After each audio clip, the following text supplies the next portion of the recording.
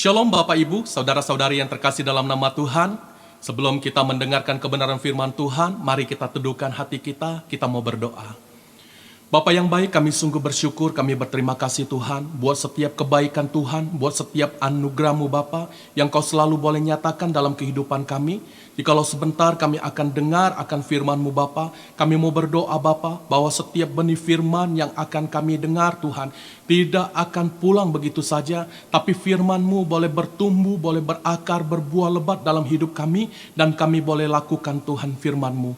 Dan kami berdoa Bapa, buat setiap kami Tuhan, kami boleh diurapi, bahkan hamba-Mu juga Tuhan boleh Kau urapi di dalam nama Tuhan Yesus. Kami mau berdoa, segala bentuk pikiran yang menerawang, kami mau taklukkan di bawah kuasa-Mu Tuhan.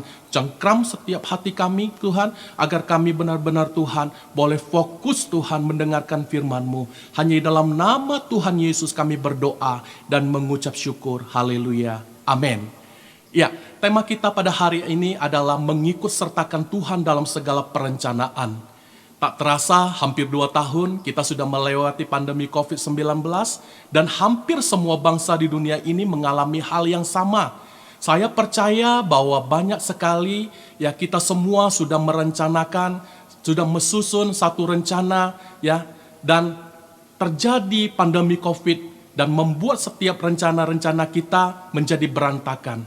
Ya, saya percaya saat kita ada di dalam Tuhan, ya, kita tidak mengalami satu tekanan, tidak mengalami satu depresi, malahan kita boleh terus percaya bahwa ini adalah satu rencana Tuhan dalam kehidupan kita. Ya, di dalam kitab Yakobus 13 ayat yang ke-14 dikatakan, "Jadi sekarang hai kamu yang berkata, hari ini atau besok kami akan berangkat ke kota Anu, dan di sana kami akan tinggal setahun dan berdagang serta mendapat untung.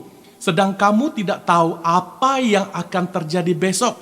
Apakah arti hidupmu? Hidupmu itu sama seperti uap yang sebentar saja kelihatan lalu lenyap." Kalau kita melihat dalam Yakobus 4 ayat 13 ini, setiap perencanaan-perencanaan ini, kalau secara manusia sudah sangat matang, sudah sangat bagus. Ya, hanya ada satu hal yang kurang, ya, kita harus selalu menyertakan Tuhan dalam setiap perencanaannya kita. Kita tidak bisa meninggalkan Tuhan dalam setiap apapun yang menjadi rencananya kita. Ya, di dalam kitab Amsal 19 ayat 21 dikatakan seperti ini. Banyak rancangan manusia, tetapi rancangan atau keputusan Tuhanlah yang terlaksana. Ya, manusia hanya bisa merancangkan, tetapi keputusan ada di tangannya Tuhan. Keputusan mutlak ada di tangan Tuhan. Jadi berikut ada 3 cara dalam kita menyusun rencana agar berhasil dan mendatangkan damai sejahtera. Ya, poin yang pertama dikatakan, serahkanlah semua rencanamu kepada Tuhan. Ya, kita harus menyerahkan seluruh rencana kita kepada Tuhan. Bahwa kita bawa kepada Tuhan, kita serahkan kepada Tuhan, bahwa ini Tuhan rencanaku. Di tahun ini Tuhan, ya, walaupun terjadi pandemi COVID-19, kita tidak akan khawatir. Karena kenapa? Kita sudah menyerahkan semua rencana kita kepada Tuhan. Ya, tadi saya sudah menyinggung di dalam Amsal 19 ayat 21 dan saya akan bacakan kembali bahwa dikatakan seperti ini. Banyaklah rancangan di hati manusia, tetapi keputusan Tuhanlah yang terlaksana. Manusia boleh memiliki rancangan, ya. Mereka boleh memiliki satu rancangan. Contoh, ya kan, seperti anak sekolah, ya, yang lagi kuliah. Mereka pasti yang di akhir semester, pasti mereka ingin sekali bahwa saat mereka nanti di wisuda, mereka akan, orang tuanya akan datang kepada mereka. Dan mereka, orang tuanya boleh bersama-sama merayakan kelulusan itu. Tapi karena adanya pandemi COVID-19 ini, semua rencana gagal. Mereka harus diwisuda secara online. Ya. Dan para pengusaha-pengusaha juga, mungkin mereka sudah berpikir secara bisnis mereka, tahun ini saya akan membuka cabang yang baru. Tapi ingat, waktu kita serahkan semua rencana kita kepada Tuhan, Tuhanlah yang akan membuat berhasil semua rencana itu. Tapi kalau kita tidak merencanakan, tidak menyertakan Tuhan dalam perencanaan itu, maka kita bisa-bisa stres. Kita mungkin akan takut, kita mungkin akan khawatir. Tapi waktu kita menyerahkan semua rencana kita kepada Tuhan, kita tidak usah takut. Ya, saya melihat ada juga orang dalam keadaan pandemi COVID ini, malahan usaha mereka ada yang semakin diberkati Tuhan. Karena kenapa? Di dalam usaha pekerjaan mereka, mereka menyertakan Tuhan dalam setiap usaha mereka. Ya, saya mau bersaksi tentang serahkan semua rencana kepada Tuhan. Satu saat saya kepingin sekali memiliki rumah. Saya sudah ngomong sama istri, bagaimana kalau kita cicil di KPR. Kami melihat-lihat di daerah kota Bandung, ya di daerah Bandung Selatan. Di situ ada satu dulu presiden memberikan satu cicilan yang mungkin sangat murah sekali gitu. Ya, uang mukanya kecil, terus di cicilannya juga kecil. Saya tertarik gitu. Ya, memang jangka waktu menyicil KPR itu cukup lama, 15 tahunan gitu. Akhirnya saya mengajukan kepada Bapak Gembala supaya keluarkanlah yang namanya itu selip gaji. Ya, padahal ya gaji saya tidak sampai sesuai dengan apa yang menjadi peraturan KPR itu. Saya bilang sama Bapak Gembala, tolonglah Pak, saya bilang begitu. Ya, terus Bapak Gembala hanya menjawab saya doakan. Tiba saatnya saya datang lagi kembali kepada Bapak Gembala. Lalu saya bilang, gimana Pak? Apa keputusannya? Tapi Bapak Gembala hanya menjawab, saya dapat daripada Tuhan, bukan di situ kamu. Nanti Tuhan akan sediakan tempat yang terbaik.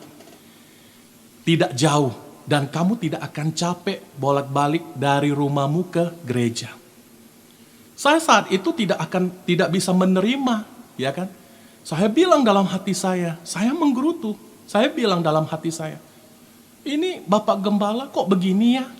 Kok saya udah rindu ingin punya rumah, tapi Bapak Gembala kok tidak izinkan? Gitu. Akhirnya saya kesel dalam hati saya. Dan di situ saya coba untuk mulai melunakkan hati saya di hadapan Tuhan. Saya mulai berserah kepada Tuhan. Bahkan saya menyerah. Tuhan, saya mungkin dapat jalan buntu. Ya, datang kepada Bapak Gembala, mungkin dia yang sudah hanya bisa membantu saya, tapi dia hanya menjawab bukan daripada Tuhan. Beberapa tahun yang lalu, saya mulai lupa dengan apa yang sudah Bapak Gembala katakan. Tiba-tiba saya mulai dapat satu berkat, ya. Dan saya bisa membeli rumah itu dengan cash, tidak nyicil gitu. Tuhan ingatkan kembali, coba kamu ingat baik-baik beberapa tahun yang lalu. Coba kalau kamu ambil KPR itu, mungkin sampai saat ini kamu masih tetap menyicil. Dan kamu lihat, aku bisa mengadakan mujizat lewat hambamu, ya, kamu bisa mendapatkan rumah ini. Lalu waktu syukuran saya langsung bilang sama Bapak Gembala, terima kasih Bapak. Kalau Bapak tidak tahan saya saat itu, mungkin saya sudah ambil KPR itu dan sampai saat ini saya masih nyicil. Tapi karena Bapak dapat daripada Tuhan, ya, saya mulai berserah, saya serahkan semua rencana saya kepada Tuhan, maka Tuhan memberkati rumah ini buat saya. Saya bersyukur berterima kasih karena kenapa? Karena saat kita merencanakan rancangan itu kepada Tuhan, Tuhanlah yang akan membuat berhasil. Banyak orang gagal dalam perencanaan karena tidak menyerahkan perencanaan mereka itu kepada Tuhan. Poin yang kedua, ya, ada 3 cara dalam kita menyusun rencana agar berhasil dan mendatangkan damai sejahtera. Poin yang kedua, jangan lupa berdoa agar rencana kita itu sesuai dengan kehendaknya Tuhan. Ya, kenapa kita perlu berdoa? Kita butuh namanya itu komunikasi dengan Tuhan. Kita butuh cerita. Apa sih yang sebenarnya yang kita rencanakan? Kita cerita sama Tuhan.